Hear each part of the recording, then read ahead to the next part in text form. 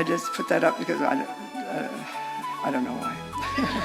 Oh yes, I always like an equal number of slides, and I didn't have an equal number.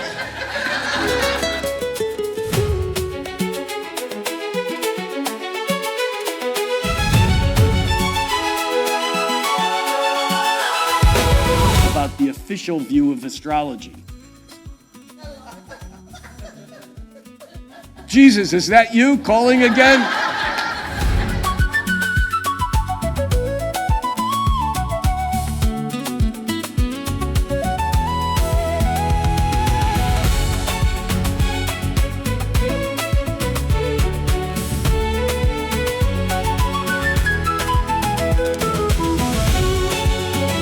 I'll show you and I'll put your name in AI. And it said that I'd written 10 books, and I haven't. I've only written 3. So I thought, I like you.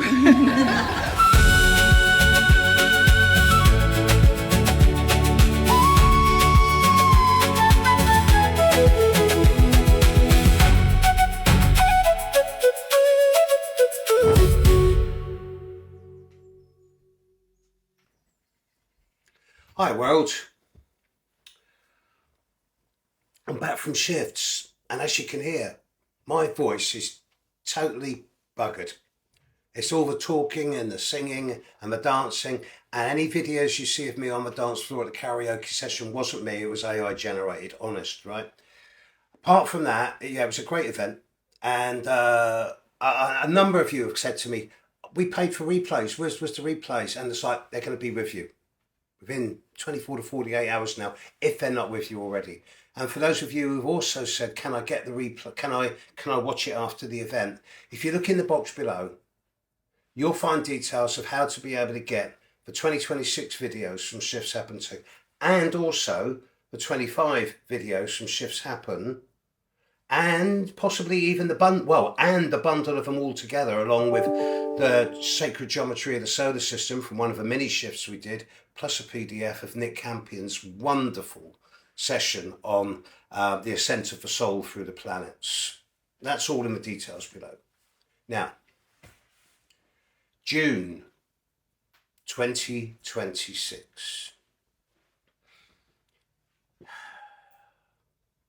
For those of you that have ridden horses or something similar, you know that once you've been thrown up in the air 5 or 6 times, and you kind of get used to the pace. And I remember when I was talking about this year in November and December, and then over the New Year's forecast.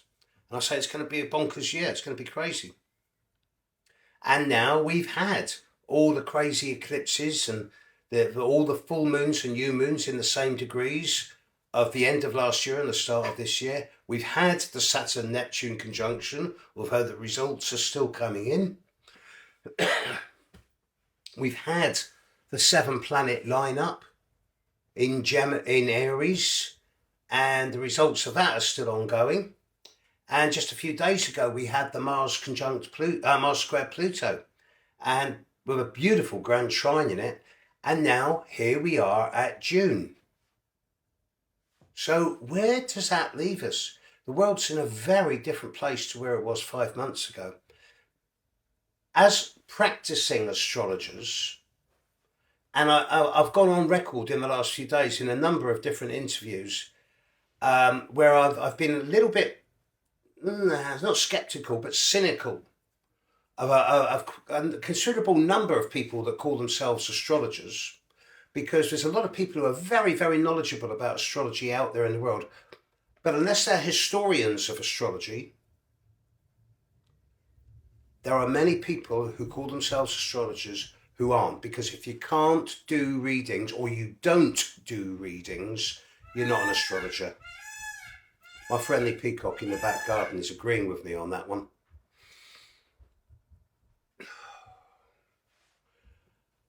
June is going to be a quieter month. It's not going to be quiet. The word is quieter. So let's have a look. What's going on? Well, Pluto is now retrograde and he's going very, very slowly. He's going to move from 5 degrees back to 4 degrees of Aquarius. Getting ready for the lineup in July. Neptune is hovering at 4 degrees of Aries and he'll be going retrograde at the start of July. Uranus is between 2 and 3 degrees of Gemini, feeling his way through into this new energy field of accelerated communication, new technology, new adventures. And there's some very interesting developments happening in the world that have not been made public yet. A couple of developers and scientists and physicists have been in touch with me talking about the forecast that I made for about a week ago. And they're going, this has just happened in the last week, but we're not talking about it yet because we want to make it free to air. We don't want it to be corporate. So there's some very big developments coming up soon. I promise you this. And Uranus is going to be at the front of this. Saturn is still moving forward, but getting slower and slower, getting ready to go retrograde in a month or two's time, between 12 and 14 degrees of Aries. And Jupiter is picking up speed.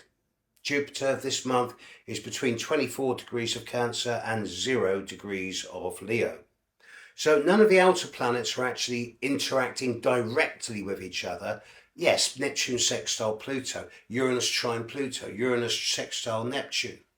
Jupiter's coming into phase for the big lineup in mid-July. We'll come to that. It's the inner planets that interest me, even more than the new and full moon.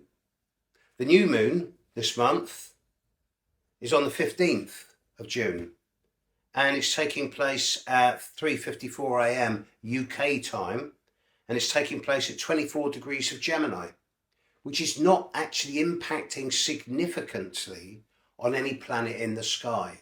So it's a quiet Gemini new moon. Now, that doesn't mean it's going to be uneventful, but it does mean it's only going to be site-specific for a few people rather than the larger collective. And similarly, the full moon on the 30th of July at 0:57 a.m. UK time, at 8 degrees 16 minutes of Capricorn, is also not directly, there's a weak square to Neptune, but apart from that, and a weak square to Saturn, it's not directly touching any of the outer planets. So the moons this month are relatively low key, but it is the movements of the inner planets that interest me. Mars is now past its square to Pluto. It's trucking its way through Taurus, and Mars is going at quite a rate. It's slowing down because it's behind the sun. And yes, towards the end of this year, we'll get a lengthy Mars retrograde. But at the moment, it's passing through Taurus quite rapidly. And then, without making any song and dance, it's just doing what it does in Taurus, giving stamina and resilience, endurance and perseverance to all things Taurian. And then at the end of this month, in the last 24 hours of this month, Mars will move into Gemini. And word to the wise, at the very start of July, there will be a Mars-Uranus conjunction at the start of Gemini. That is going to be very stimulating. And I'll be talking a lot about that the closer we get to it. But then we come to Venus and Mercury. Now, I don't normally talk about Venus a lot, but it is so bright. Every night at the moment, I'm going out into my backyard and I'm looking to the west at around about 9:30 at night. And Venus is 4 times brighter than the brightest star. And then just to the top left of it, you can see a bright orange star in the twilight, and that's Jupiter. And they're getting so close now. Every day they're getting closer. And there's going to be a conjunction of Venus and Jupiter in the twilight sky. And that's going to be taking place, goodness, on the 9th and the 10th of June. So it's less than 2 weeks away. And that's going to be something really beautiful to see. They won't be exactly conjunct as in one obscuring the other, but they'll be in the same degree of longitude and they'll be passing very close indeed to each other. So definitely something for you and your kids to go out and see, because if it's clear skies, you look to the west on the 9th, 10th, around about 2 hours after sunset, you will see the conjunction of Jupiter and Venus, and it's going to be spectacular. It's what I call the sweet point, when Venus and Jupiter come together. And then Venus is going to move into Leo, and it's going to aspect all the other planets over the period of the 16th to the 18th. And then there's Mercury. Now Mercury's going to move into Cancer shortly, and then it's going to slow down.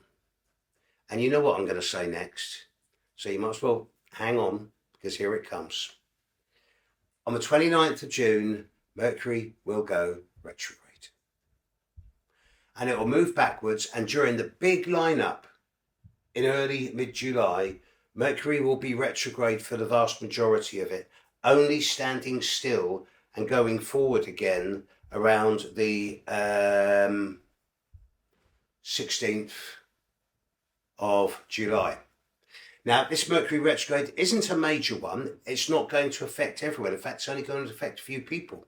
But those of you born between the 9th and the 19th of July and the 7th to the 16th of January, you're the ones this Mercury retrograde is going to affect. And it's not going to be a massive deal, but it is going to put a hold on things until it's over. And then things are going to happen very, very fast. But this is about July, not June. Sneak preview. In July, we've got this massive lineup of the outer planets. Jupiter, Uranus, Neptune, Pluto, all at 4 degrees. And then the Sun and the Moon will be there as well. And the Mercury retrograde will be over, and Mars will be conjuncting Uranus. So, June's going to be very, very accelerated, especially in the first 2 to 3 weeks of the month. But that's July. I think that June is going to be the calmest year of the month of the year so far, not because it's going to be peaceful and gentle and quiet, but because there's no major shift. There's going to be a lot of posturing, a lot of politicians, bankers, economists, generals going, we need this to happen, we want that to happen, and there'll be actions and developments, but it will all be droplets of appeasement. It'll all be placebos.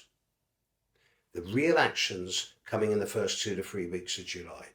So during June, don't get caught up in the hype and spin. Don't buy into the narrative. Instead, actually step back, reassess where you are individually. Ask yourself how your life, your perception, your opinions have changed in the last 5 months, and take a week or two to reassess, reevaluate, reconsider, and charge your batteries and reboot your soul, because you've got an opportunity during June to actually step down a level and not be on edge so much. Once we start getting into the very end of June, things are going to start ramping up really intensely again. But for the first 3.5 weeks of this month, recharge whilst you've got the chance. Because July is going to be the thing that summarises this year so far. And I'm on record as saying that by the time we're into the end of July, 85% to 90% of the challenges of 2026 are over. At the moment, we're at about 50%. So as far as June goes, folks, have a deliberating, recharging and considerational month. Be gentle with yourself, be gentle with others. Take care, folks. Bye.